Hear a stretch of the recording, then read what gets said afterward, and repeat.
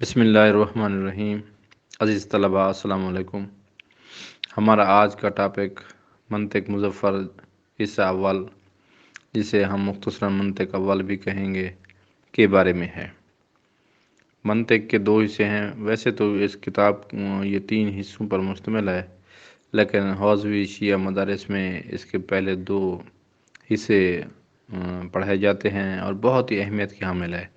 فقہی دلائل و استدلال کے لیے یہ کتاب بڑی اہمیت کی حامل ہے، اور منطق میں آپ کو دلیل دینے کا یا دلیل کے ماخذ یا اس کے بارے میں آپ نے مختلف قسم کے قوانین کو سیکھنا ہے۔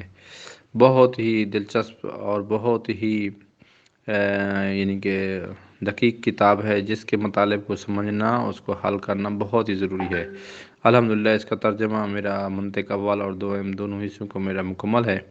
صرف اس کو کمپوزنگ کر کے اس کے لیکچرز اپلوڈ کرنے ہیں، انشاءاللہ آپ کی خدمت میں وہ بھی پیش کریں گے۔ پہلے ہم اس کے سوالہ پیپر جو سابقہ پیپرز ہیں، تاکہ آپ کو طریقہ کار جب آپ کتاب پڑھ لیں تو آپ کو پتہ ہونا چاہیے کہ اس میں ہم نے کیسے سوال آتے ہیں اور کس طرح ہم نے پیپرز کو حل کرنا ہے۔ اس میں انشائی اور معروضی دونوں طرز کا پیپر ہوتا ہے۔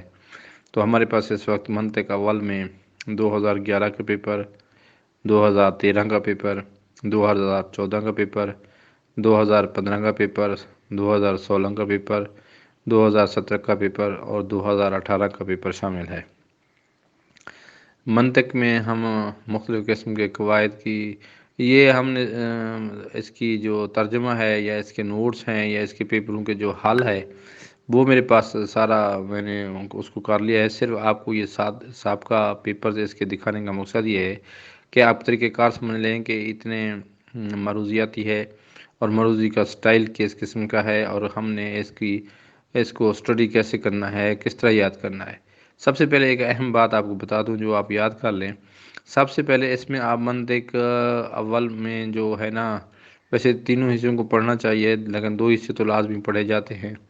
منطق اول میں آپ لوگ جو تعریفیں ہیں المدخل سے لے کر جو اس کی تقسیم اول تک ہم پڑھتے ہیں، تو وہ سارا کا سارا آپ نے اس کی تعریفیں لکھ لیں۔ میں نے اس کا نوٹس بنا کے یہ کر لیا ہے، انشاءاللہ وہ آپ کی خدمت میں پیش کروں گا۔ 3-4 پیج بنیں گے، تو ساری کی ساری تعریفیں آپ عربی زبان میں یاد کر لیں اور ساتھ اردو میں بھی یاد کر لیں، تاکہ اس کو آپ کو آسانی رہے۔